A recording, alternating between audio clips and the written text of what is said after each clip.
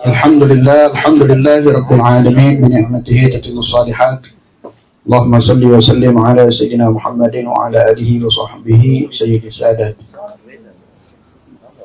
Rabbi shrah li sadri wa yassir li amri wahlul 'uqdatam min lisani yafqahu qawli wahdi qalbi wa saddid lisani bihaqqi bijahi sayyidina Muhammadin wa ala alihi wa sahbihi. Amma ba'd. Ma'asyiral hadirin mustami'in rahimani wa rahimakumullah. Jemaah majelis Tasbitul Fuad, majelis Ratibul Haddad, wa majelis Ta'lim yang insyaallah kita semua dimuliakan oleh Allah Subhanahu wa taala. Alhamdulillah. Syukur kita kehadiran Allah Subhanahu wa taala di malam hari yang mulia ini, di malam bertepatan dengan malam Asyura, ya. Malam ini Asyura. Asyura itu artinya 10. Malam yang ke-10 daripada bulan Muharram yang sudah kita sampaikan sebelumnya tentang kemuliaan, keutamaan daripada malam Asyura. Nanti insyaallah akan dibahas oleh Ustaz Syarif nanti. Namun di sini kami ingin menggarisbawahi bahwasanya di malam ini sangat dianjurkan untuk kita hidupkan Ihyaul Lail, menghidupkan malam daripada malam Asyura ini dengan ibadah kepada Allah Subhanahu wa taala. Dan alhamdulillah fadl minallah, kita malam ini bertepatan dengan majelis taklim kita. Ini bukan satu kebetulan, tapi atas keutamaan yang Allah berikan kepada kita, majelis kita bertepatan dengan malam Asyura. Jadi kita pada malam hari ini bagian daripada menghidupkan malam daripada malam Asyura dengan majelis taklim, kemudian dengan zikir, dengan salawat. Ya, mudah-mudahan insyaallah apa yang kita lakukan pada malam hari ini, segala niat dan hajat kita dikabulkan oleh Allah Subhanahu wa taala. Karena pada malam hari ini pun, di malam Asyura ini, selain daripada memang dianjurkan untuk kita menghidupkan malam ini dengan ibadah kepada Allah, doa kita juga mustajab. Doa kita mustajab. Di malam hari ini, di samping di majelis ini juga waktunya mustajab, tempatnya mustajab, doa. Malam ini pun kita diberikan kemuliaan oleh Allah. Dan dengan adanya malam Asyura ini, doa kita pun insyaallah diijabah oleh Allah. Amin. Usikum binafsi, ana ngajak antum semua untuk diri ana juga. Kita minta sama Allah mudah-mudahan pada malam hari ini dosa kita diampuni sama Allah. Kesalahan kita dihapuskan oleh Allah Subhanahu wa taala, hajat-hajat kita dikabulkan sama Allah Subhanahu wa taala. Yang ada masalah dalam kehidupan, mudah-mudahan dengan berkah malam hari ini, malam Asyura, dan berkah hadirnya kita di majelis ini, mudah-mudahan Allah berikan solusi jalan keluar yang terbaik buat diri kita dan keluarga kita. Yang punya hutang insyaallah minta sama Allah mudah-mudahan hutang kita dilunaskan oleh Allah Subhanahu wa taala. Yang sakit di antara kita zahir maupun batin, semua penyakitnya diangkat oleh Allah Subhanahu wa taala. Luaskan rezekinya, dimudahkan segala usahanya, dijadikan istri dan anak-anaknya, keluarganya menjadi istri yang soleh, anak-anak yang soleh dan soleha. Yang belum nikah insyaallah cepat nikahnya, yang sudah jadilah. Mudah-mudahan insyaallah Allah Subhanahu wa taala menjadikan kita dengan berkah perkumpulan pada malam hari ini, malam Asyura. Allah jadikan orang-orang yang istiqamah di dalam taat kepada Allah, orang-orang yang selalu Allah hidupkan hatinya untuk kita dimudahkan menjalankan ketaatan kepada Allah Subhanahu wa taala, dijauhkan dari segala macam maksiat kepada Allah Subhanahu wa taala. Dan kita minta kepada Allah agar hati kita selalu terhubung dengan Nabi Muhammad. Agar hati kita selalu terhubung dengan Nabi Muhammad sallallahu alaihi wasallam. Ketika ada hubungan dengan Nabi, maka pasti akan ada hubungan dengan Allah Subhanahu wa taala. Hari-hari kita akan selalu diisi dengan kebaikan dan dijauhkan daripada segala macam keburukan. Dan mudah-mudahan kita doakan ada di antara saudara kita, sahabat kita, siapapun orang yang masih jauh saat ini, mudah-mudahan mereka didekatkan oleh Allah Subhanahu wa taala. Yang masih belum menjalankan kewajiban, mudah-mudahan mereka diberikan taufik dan hidayah oleh Allah Subhanahu wa taala untuk bisa melakukan kebaikan, melakukan kewajiban tersebut. Dan kita minta kepada Allah Subhanahu wa taala dengan keberkahan daripada hadirnya majelis ini dan keberkahan daripada guru-guru kita, insyaallah kita dimatikan dalam keadaan husnul khatimah, setelah dipanjangkan umur di dalam taatan kepada Allah Subhanahu wa taala.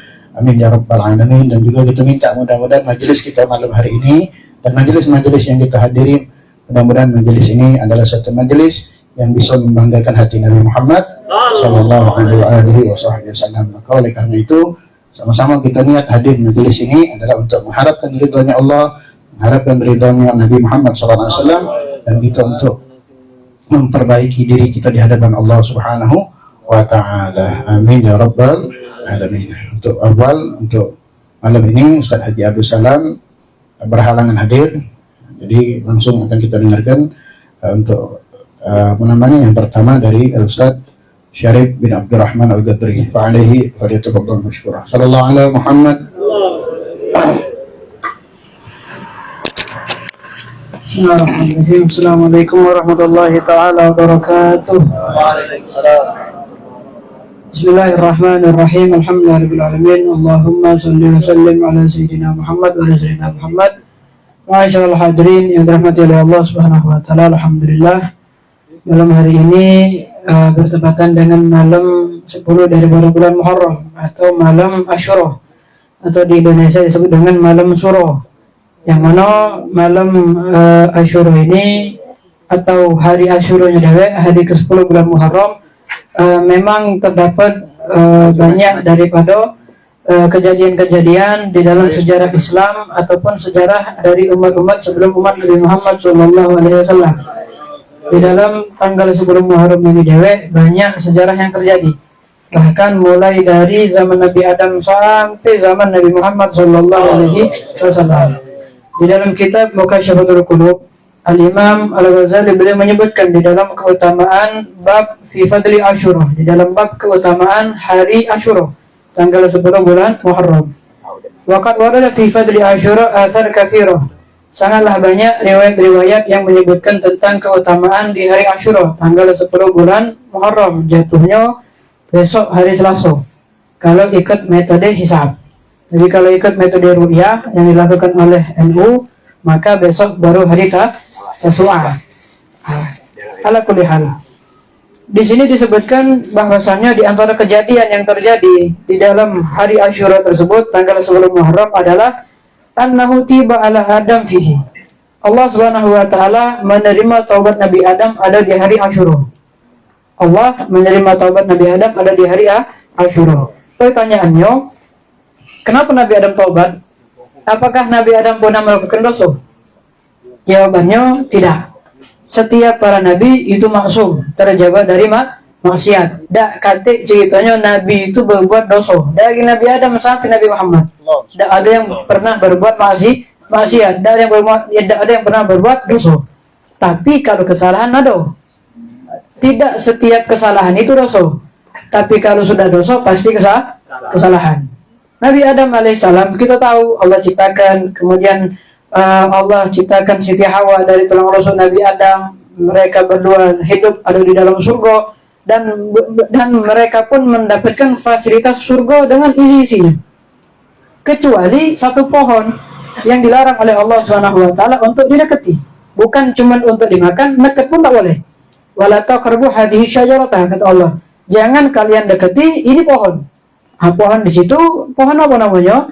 Di situ ulama tafsir kebanyakan pendapat mengatakan pohon gandum. Pohon gandum.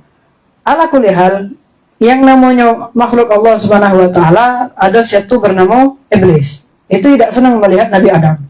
Tengok Nabi Adam dan Siti Hawa dengan kenikmatan, dia pun hasud. Dia pun tidak senang. Maka setan ini membisikkan di telinga Nabi Adam agar memakan buah dari pohon tersebut. Di dalam Al-Quran Allah berfirman, fawaswasa ilahi syaitanu. Syaitan membisikkan di telinga Nabi Adam. Qala, syaitan mengatakan, ya Adam, wahai Adam, hal adulluka ala syajaratil khuludi wa mulkin la yabla. Wahai Adam, maukah engkau aku tunjukkan dengan pohon keabadian? Kita kan sering tahunya pohon khuldi. Padahal pohon khuldi itu adalah istilah yang dipakai setan untuk menggoda Nabi Adam. Wahai Adam, maukah kau tunjukkan satu pohon keabadian yang kalau kau makan buah dari pohon tersebut, kau tak bakal mati selama-lamanya. Wa mulkin la yablah, dan kau akan mendapatkan kerajaan yang sangat besar, yang sangat luar biasa. Apakah di saat syaitan menggoda Nabi Adam tergoda? Jawabannya tidak. Nabi Adam tidak tergoda karena Nabi itu maksum, terjaga dari maksiat. Tidak kata istilahnya Nabi itu termakan budaya iblis, tidak kata. Tapi iblis atau syaitan tidak kehabisan cago. Menggoda Nabi Adam gagal, syaitan pun menggoda Siti Hawa. Tergoda. Siti Hawa tergoda dengan godaan syaitan. Apa yang terjadi? Ketika Siti Hawa tergoda, Siti Hawa pun menggoda Nabi Adam untuk ikut makan. Nabi Adam pun tergoda. Jadi mulai zaman dulu lanang tuh kalah dengan betina. Mulai zaman dulu. Sudah dari kakek moyangnya dulu. Nabi Adam itu tidak tergoda dengan iblis. Bayangkan. Tidak tergoda. Tapi dengan betino kalah. Makanya dalam surat yang lain Allah firmankan, inna kaidahunna azim. Sesungguhnya tipu daya betino itu sungguh luar biasa. Hati-hati weh. Akhirnya Nabi Adam pun ikut makan. Sampailah singkat cerita Nabi Adam dengan Siti Hawa diusir turun ke dunia. Nabi Adam diturunkan, ada riwayat mengatakan di India, Siti Hawa diturunkan ada di Jeddah. Makanya disebut nama kotanya Jeddah atau Jiddah atau Jaddatun, artinya nenek. Karena memang Siti Hawa ketika turun ada di kota tersebut. Nah, kemudian Nabi Adam tidak berani angkat kepala karena merasa bersalah. Selama puluhan tahun tidak berani menolehkan kepala ke langit. Sampai Nabi Adam ingat ketika dulu tinggal di surga, setiap pintu surga itu tertulis kalimat la ilaha illallah Muhammadur Rasulullah. Dan Nabi Adam pintar. Nabi Adam beranggapan tidak ada nama yang disandingkan dengan nama Allah kecuali nama itu mulia. Maka Nabi Adam berwasilah dengan nama Nabi Muhammad agar taubatnya diterima oleh Allah SWT. Dan Allah terima taubat Nabi Adam. Itu kejadian di hari Asyura, tanggal 10 Muharram. Wa kana khalaqahu fihi. Nabi Adam pun diciptakan di hari Asyura. Wa fihi udkhilal jannah. Di hari Asyura pun Allah memasukkan Nabi Adam ke surga. Nabi Adam itu ketika diciptakan, Allah perintahkan malaikat itu ngambil tanah di bumi. Cuman ketika diambil tanah itu ditaruh di depan pintu surga selama 40 hari kalau tidak salah. Selama 40 hari sebelum dimasukkan ke surga. Nah, Allah memasukkan Nabi Adam ke surga itu ada di hari Asyura. Dan di hari Asyura juga Allah menciptakan Al-Arsh, makhluk Allah. Kemudian wal kursi, al-kursi was samawat, 7 lapis langit, wal ardi, 7 lapis bumi. Wasyamsu wal qamar, matahari dan bulan, wan nujum, bintang-bintang, wal jannah dan surga, semuanya diciptakan oleh Allah di hari Asyura. Wa ulida Ibrahim al-Khalil fihi. Allah ciptakan Nabi Ibrahim dilahirkan ada di hari Asyura. Wa kanat najatuhu minan nar. Begitupun Allah selamatkan Nabi Ibrahim dari kobaran api Raja Namrud itu pun di hari Asyura. Kita tahu bahwasanya Nabi Ibrahim ini diuji dengan seorang raja yang zalim. Raja Namrud, yang mana Nabi Ibrahim ini tugasnya, gawiannya tiap hari menghancurkan berhala yang ada di sekeliling Ka'bah. Singkat cerita, akhirnya Nabi Ibrahim divonis untuk dibakar di dalam api. Raja memerintahkan untuk dikumpulkan kayu bakar sampai api itu tingginya, kalau pernah kami ketika belajar itu seperti gedung 2 tingkat. Ukur 2 tingkat, saking besar apinya. Dan itu pun Nabi Ibrahim pun dilemparkan bukan cuma diuntalkan, tapi pakai ketapel. Saking besar apinya dan tidak berani wong untuk neket.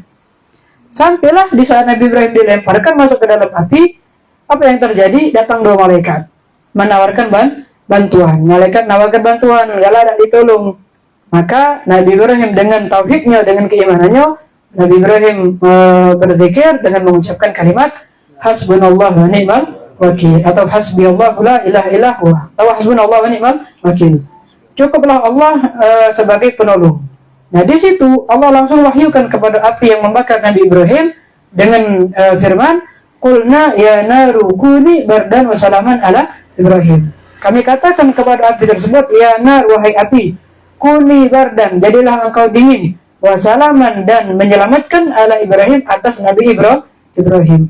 Nah, ini seandainya pun Allah tidak melanjutkan wassalaman, wahai api jadilah kau dingin, tanpa adanya keselamatan, niscaya Nabi Ibrahim bakal mati kedinginan dalam api.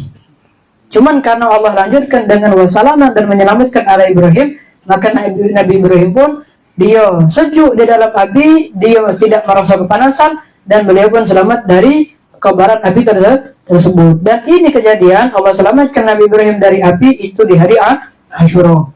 Wa kana najatu Musa man ma'ahu. Begitu juga Allah selamatkan Nabi Musa dan orang-orang yang bersama dengan Nabi Musa ketika dikejar oleh Fir'aun. Itu pun di hari Asyura. Kita tahu bahwasannya Nabi Musa ini musuhnya adalah Fir'aun. Di saat Nabi Musa dikejar oleh Fir'aun dengan bala tentaranya, sampailah di tepi laut, maka terkepung Nabi Musa. Maju tak baca, mundur tak baca. Maju depan laut, mundur di belakang Fir'aun. Sampai saat itu umatnya sudah putus asa, sudah habis gitu. Cuma Nabi Musa mengatakan Allah bersama kita. Akhirnya Allah wahyukan kepada Nabi Musa untuk dipukulkan tongkatnya yang ada ke lautan, dan laut pun terbelah menjadi 12. Bukan dua, menjadi 12. Sebagaimana suku yang ikut lari dengan Nabi Musa. Akhirnya setiap kepala suku membawa sukunya masing-masing dengan satu jalur. Sampailah Nabi Musa lewat jalan menembus daripada lautan tersebut. Kemudian ketika Nabi Musa sudah sampai di tepi seberang dengan umatnya, dan Fir'aun pun tetap melok dari belakang. Fir'aun melok, tidak sadar dia. Dan itu memang dikehendaki oleh Allah Subhanahu wa Ta'ala. Dalam Al-Quran Allah berfirman, walamma jawazna bi bani Israil al-bahra fa'atba'ahum Fir'aun wa junuduhu. Fir'aun dengan tentaranya melok dari belakang, tidak sadar. Ketika Nabi Musa sudah sampai di tepi seberang, Fir'aun dengan tentaranya ada di tengah lautan. Kemudian Allah firmankan lagi, Allah wahyukan lagi, dipukulkan tongkat, lautan kembali menyatu. Tsunami yang kita jengok tidak sampai nguras banyak laut. Ini kejadian, bayangkan Nabi Musa tuh jalan tuh di dasar laut. Setinggi apa dinding banyu tadi. Makanya tidak mustahil kalau dengan kejadian tersebut seluruh Fir'aun dengan tentaranya meninggal galau, mati galau, terbegak galau. Kenapa? Siapa yang baca dulu? Tsunami yang gelombangnya sekian meter mati galau. Ini dinding samudra, dinding lautan menghimpit mereka menjadi satu. Nah, di sini ada yang menarik di sini. Ketika Nabi Musa diselamatkan oleh Allah Subhanahu wa Ta'ala, Fir'aun ditenggelamkan, ada sikap tentara Fir'aun selamat. Sikap tentara Fir'aun selamat karena saat itu dia terpental dengan ombak. Sampailah dia balik ke tempatnya, ke kaumnya. Heran kaumnya, kok bisa dia selamat? Akhirnya ditanya, kau ni ikut dengan Nabi Musa apa? Kau bagaimana apa? Dah, aku benci dengan Nabi Musa. Cuman aku senang sikap dengan Nabi Musa tu. Aku senang dengan kopiahnya. Akhirnya aku beli di pasar, aku cari yang mirip, aku beli, ketemu, aku beli, aku pakai. Subhanallah, di kejadian tersebut, di hari itu aku pakai peci yang sama yang dipakai Nabi Musa. Nah, ulama mereka mengatakan sebab inilah kau diselamatkan. Bayangkan, wong yang pecinya mirip, padahal tidak beriman, diselamatkan oleh Allah dari azab neraka. Macam mana gitu? Kita pakai pakaian yang dipakai oleh orang-orang soleh, yang pakaian yang dipakai oleh para nabi, kemudian kita pun beriman dengan nabi, maka insya Allah kita diselamatkan dari azab dunia sampai azab akhirat. Bayangkan, ini musuh Allah memusuhi nabi Allah tapi selamat dari azab dunia karena peci sama. Karena pecinya sama. Pecinya sama belum tahu, belum nanya itu. Kemudian di hari Asyura juga Allah di hari Asyura juga dilahirkan Nabi Isa alaihissalam. Nabi Isa putra dari ibu Siti Maryam. Kita tahu bahwasannya Siti Maryam ini seorang wanita yang soleha, yang dia diberikan oleh Allah Subhanahu wa Ta'ala anugerah seorang anak tanpa seorang suami. Dan ini pun menunjukkan bahwasannya Allah di saat ingin memberikan anugerah karamah kepada hamba-hambanya yang soleh dan soleha tanpa adanya jalan yang terduga-duga. Wa fihi rufi'a ila sama, dan di hari Asyura juga Allah angkat Nabi Isa ada ke langit. Jadi sampai sekarang itu Nabi Isa masih hidup. Dan kelak di akhir zaman akan kembali turun ke bumi untuk melawan Dajjal, membunuh Dajjal. Dan Nabi Musa dan Nabi Isa tidak membawa syariat baru. Nabi Isa ikut dengan syariat Nabi Muhammad. Nabi Musa ikut dengan syariat Nabi Muhammad. Kemudian warufiya Idris makanan aliyah, Allah angkat Nabi Idris ke tempat yang tinggi, itu pun di hari Asyura. Wa fihi istawat safinatun Nuh 'alal judi. Kemudian bersandar bahtera Nabi Nuh di atas bukit yang bernama Bukit Al-Judi, itu pun di hari Asyura. Kita tahu Nabi Nuh ini dia berdakwah 950 tahun. Cuman yang melok sedikit cuman. Akhirnya Allah perintahkan, Allah ingin mengadab kaum Nabi Nuh, sampai dengan Nabi Nuh itu berdoa dengan doa Rabbi la tadar alal ardi minal kafirina dayyaro. Ya Allah, jangan sisok lagi musuh-musuhmu di dunia ini. Sampailah diperintahkan untuk membuat kapal yang besar. Kemudian di saat itu pun banjir bandang topan. Banjir bandang topan, bayangkan banjir itu bukan cuman banjirnya turun dari langit. Kalau kita kan banjir biasanya hujan lama-lama lama-lama hujan sekian jam, seharian banjir. Ini banjirnya dari langit turun banyu, dari bumi keluar banyu.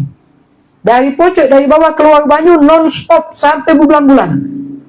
Sampai sedunia ini tenggelam kalau. Di dunia ini pernah tenggelam. Dunia ini pernah tenggelam. Bahkan yang pernah dapat langsung di media sosial, saat itu ada artikel lewat yang menyatakan, ilmuwan menyatakan gunung tertinggi di dunia gunung apa? Everest. Itu pernah jadi dasar lautan. Menunjukkan akan benarnya sejarah Islam. Akhirnya semuanya tenggelam. Makanya Nabi Nuh itu digelarkan dengan Abul Bashar As-Sani, bapak manusia yang kedua. Karena seluruh kita yang hidup sekarang ini, kakek moyang kita dulu naik di bocor kapal Nabi Nuh. Karena selain itu mati kalau udah kakek manusia yang hidup. Kemudian banyu surut. Di situ Allah firmankan, ya ardu bela'i ma'aki. Wahai bumi, telan lagi banyu yang kau muntahkan. Kan bumi kan mengeluarkan banyu, disuruh telan lagi. Sebanyak apa yang dia keluarkan, suruh telan lagi. Nah, tapi langit tidak disuruh naik lagi. Makanya ulama berpendapat, samudera lautan yang ada sekarang ini adalah banyu yang dari langit yang tidak ditarik lagi oleh Allah. Banyu dari langit yang tidak ditarik lagi oleh Allah Subhanahu wa Ta'ala. Akhirnya kapal Nabi Nuh bersandar di atas bukit. Kemudian Nabi Nuh pun di saat selamat dari banjir tersebut nanya dengan manusia yang ada saat itu, ada makanan apa yang sisa sekarang? Oh, pas dijenguk dah katik kecuali biji-bijian, karena yang biji-bijian inilah makanan yang awet.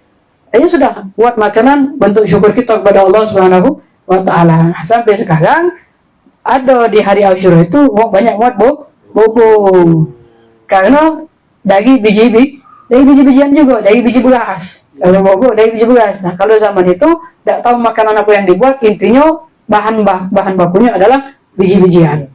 Nah, mungkin ikut ke sana, makanya ada istilah bubur Asyura. Kemudian wa utiya fihi Sulaiman al-mulk al-azim. Allah berikan kepada Nabi Sulaiman kerajaan yang sangat besar, itu pun di hari Asyura. Kemudian wa ukhrija Yunus min batnil hut. Allah keluarkan Nabi Yunus dari dalam perut ikan. Ikan apa? Ikan apa? Patin. Bukan patin. Namanya ikan nun. Ikan nun. Makanya Nabi Yunus digelarkan Dhunnun. Ikan nun. Kalau ikannya wallahu a'lam. Apa iwak paus, apa iwak patin. Nah, nama ikannya ikan nun. Kenapa kok Nabi Yunus bisa ditelan dalam perut ikan? Nabi Yunus tuh putus asa. Dia berlari ninggalkan umatnya karena tidak baca diajak beriman. Dia tinggalkan umatnya idhaba mughadiban. Nabi Yunus tinggalkan umatnya dalam keadaan marah. Nabi Yunus pengen nyari umat yang baru. Sampailah dia, istrinya dan kedua anaknya diajak untuk cari ke negeri seberang. Subhanallah, istri dan kedua anaknya digulung ombak, meninggal. Sampailah Nabi Yunus melanjutkan perjalanan naik ke bocor kapal. Subhanallah pun di tengah kapal, di tengah-tengah lautan, kapal itu goyang, oleng. Sampailah nahkodanya ngomong, ini harus ada yang turun. Kalau tidak tenggelam galau gitu. Ya sudah, jadi siapa nak dikoncang, diundi, dimasukkan nama. Ketika diundi, yang keluar pertama nama Nabi Yunus. Oh jangan, ini Nabi ini, boleh kita bentar ke jangan. Kencang lagi yang kedua, Nabi Yunus lagi. Bingung, saling jingok kalau ya sudah. Yang ketiga ini keluar, siapapun dia turun. Keluar ketiga, nama Nabi Yunus lagi. Ya sudah, Nabinya pun diuntalkan ke laut. Nah di situ Nabi Yunus dimakan oleh ikan. Nah, di dalam perut ikan tersebut, Nabi Yunus mendapatkan 3 kegelapan. Pertama kegelapan di malam hari, kedua kegelapan di dalam perut ikan, ketiga kegelapan di dalam laut. Makanya di dalam Al-Quran Allah berfirman, "Idznada fi dzulumati alla ilaha illa anta subhanaka inni kuntu minadh dhalimin." Nabi Yunus berdoa di dalam kegelapan. 3 kegelapan. Gelap dalam perut ikan, gelap di bawah laut, gelap di malam hari. Apa doa Nabi Yunus? La ilaha illa anta subhanaka inni kuntu minadh dhalimin. Tiada Tuhan selain Engkau ya Allah, Maha Suci Engkau, aku termasuk golongan orang-orang yang zalim. Kenapa zalim? Meningkat umatnya. Putus asa dia. Akhirnya ikan tadi pun mulas, dimuntahkanlah Nabi Yunus di satu tempat, dan di situ Nabi Yunus berdakwah, wa matta'nahum ilahin, dan Allah bahagiakan Nabi Yunus selama-lamanya dengan umat yang baru.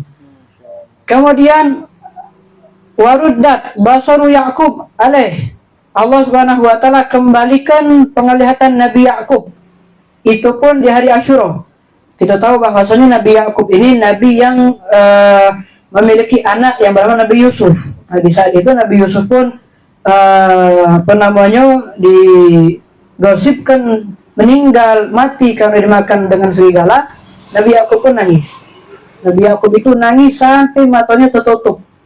Bukan butuh, tertutup, tidak macam nyengok, tertutup putih matanya. Sampailah di saat Nabi Yusuf sudah besar, kemudian dia sudah mengetahui bahwasanya Nabi Yusuf masih hidup. Kemudian Nabi Yusuf pun mengirim baju, mengirim gamis kepada Nabi Ya'qub. Dikirimnya gamis yang dipakai oleh Nabi Yusuf kepada Nabi Ya'qub. Ketika diterima oleh Nabi Ya'qub, diusapkan ke wajahnya, fartadda basiruh. Maka mata Nabi Yusuf pun, mata Nabi Ya'qub pun kembali pacak nyingok. Nah, ulama mengatakan bukan gamis itu yang membuat mata Nabi Ya'qub melek lagi, tapi karena di gamis itu ada bekas keringat Nabi Yusuf. Bekas keringat itulah yang membuat mata Nabi Ya'qub pacak nyingok. Itu Nabi Yusuf, apalagi Nabi Muhammad sallallahu alaihi wasallam. Kita tahu di dalam kitab yang kita baca di malam Jumat di Burda, ada satu rumah, satu orang yang terkenal dengan Baitul Mutayyibin, rumah yang wangi. Kenapa? Karena di situ orang yang penghuni rumahnya pernah diusapkan dengan ludah Nabi Muhammad. Kemudian di hari Asyura juga Allah keluarkan Nabi Yusuf dari dalam sumur. Kita tahu Nabi Yusuf ini pernah dimusuhi oleh saudaranya dewek. Karena memang dia pernah nengok di dalam mimpi, dia bermimpi ada 11 bintang tuh sujud ke dia. Karena Nabi Ya'qub ngomong, jangan ceritakan dengan dulu kau. Karena Nabi Yusuf ini dengan dulunya yang lain itu tidak sebapak. Yang sebapak itu cuman Bunyamin kalau tidak salah. Itulah di saat semua dulunya sepakat untuk membunuh Nabi Yusuf, dulu kadang ada yang nolak, jangan dibunuh. Kita jangan bunuh, tapi entar ke sumur. Hanya mereka buat sandiwara, Nabi Yusuf seakan-akan menjaga daripada barang bawaan mereka berburu, Nabi Yusuf pun dimakan serigala. Nah, di saat itu ada sekelompok orang yang lewat yang nguntalkan gayung, kemudian ketika ditarik ternyata isinya bukan banyu tapi seorang anak, yaitu Nabi Yusuf, dan anak itu pun dijual. Singkat cerita Nabi Yusuf pun menjadi raja Mesir. Waktu sifat Dur Ayub, dan Allah angkat daripada kesusahan Nabi Ayub itu pun di hari Asyura. Dan pertama kali hujan yang turun ke muka bumi ini pun itu di hari Asyura. Sangatlah banyak kejadian yang terjadi di hari Asyura. Oleh karena itu banyak pula amalan-amalan yang bahkan maghrib tadi pun sudah di-share oleh Ustaz Hadi. Di antaranya adalah yang ada hadisnya itu cuma 2. Sisanya anjuran para ulama. Apa hadis yang pertama? Yaitu puasa di hari Asyura, yaitu besok hari Selasa. Jangan puasa besok baik, tapi tanggal 9-nya hari ini itu puasa juga. Yang tidak sempat hari ini maka ganti hari Rabu. Jadi Senin Selasa atau Selasa Rabu itu dipuasai. Yang kedua yang ada hadisnya tausi alal iyal, yaitu nunjuk rezeki lebih kepada keluarga. Memang ada hadisnya yang nunjuk rezeki lebih dengan keluarganya di hari Asyura, Allah luaskan rezekinya sepanjang tahun. Insyaallah setahun ke depan tidak buntu. Lebih ke biasa unjuk 50.000, lebih ke 51. Ya, lebih ke 100. 51. Lebih. Ala kuliah, intinya banyak lagi kisah yang terjadi di hari Asyura ini biar kita nih tahu sejarah bukan cuma sejarah Islam tapi sejarah peradaban manusia. Karena hari Asyura ini banyak orang yang konyol hari yang mistis sampai dibuat film setan. Ada kan? Ada film apa? Susana. Ada. Karena malam ini malam mulia dalam Islam, malam mulia. Cuman diplesetkan malam Jumat. Malam Jumat itu malam mulia kan? Malam mulia.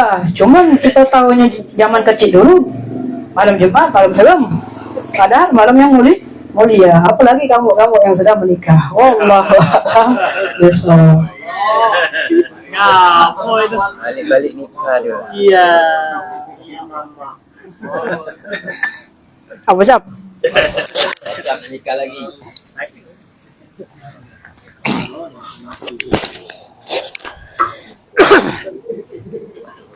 Ahsantum ahsanallahu ilaikum, jazakumullah khairal jaza. Terus apa yang telah disampaikan oleh Ustaz Syarif bin Abdul Rahman Al-Fadli berkaitan dengan kejadian-kejadian di tanggal 10 Muharram. Sebenarnya masih banyak, cuman itu bagian daripada kejadian yang memang perlu kita ketahui bahwasanya hal tersebut tidaklah terjadi kecuali melalui ketetapan Allah Subhanahu wa taala dan menjadi ibrah pelajaran buat kita. Banyak hal-hal yang bisa kita dapat dari situ, dari mulai cerita Nabi Adam alaihissalam, mulai dari beliau diturunkan ke surga, kemudian beliau diterima taubatnya sama Allah Subhanahu wa taala. Begitu juga dengan nabi-nabi yang lain, Nabi Musa alaihissalam. Dan kesemuanya itu tidak lain dan tidak bukan untuk apa? Tasbitul fuad, untuk memantapkan jiwa kita. Sesuai dengan nama majelis kita. Tasbitul fuad. Di dalam Al-Qur'an Allah Subhanahu wa taala menceritakan kepada Nabi sallallahu alaihi wasallam ada ayatnya bahwasanya Nabi sallallahu alaihi wasallam diceritakan tentang sejarah nabi-nabi terdahulu. Wa kullan naqussus 'alaika. Dan Allah Subhanahu makna lebih kurang seperti ini. Allah Subhanahu wa taala menceritakan kisah-kisah nabi-nabi terdahulu kepada Nabi sallallahu alaihi wasallam agar Nabi sallallahu alaihi wasallam bertambah mantap. Nah, di sini kata ulama bukan berarti Nabi itu tidak ada mantap, bukan. Tidak. Namun di sini akan menambahkan kepada kita khususnya setelah diceritakan kepada Nabi sallallahu alaihi wasallam, maka diceritakan kepada kita. Umat akhir zaman ini mulai dari sahabat sampai kepada kita bahwasanya itu kejadian benar terjadi. Dan semua itu ada di dalam Al-Qur'anul Karim. Sehingga ketika kita mendengar ini jangan ada keraguan. Dan ini bukan cerita dongeng. Ya?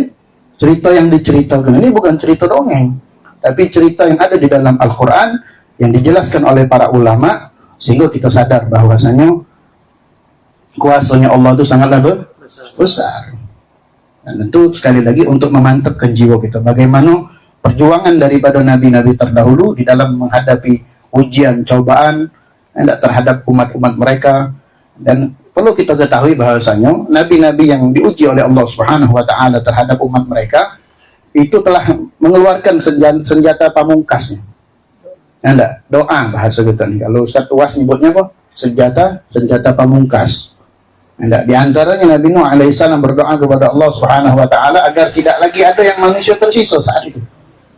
Habis, tinggal yang ada sama mereka, sama beliau sama beliau alaihissalam.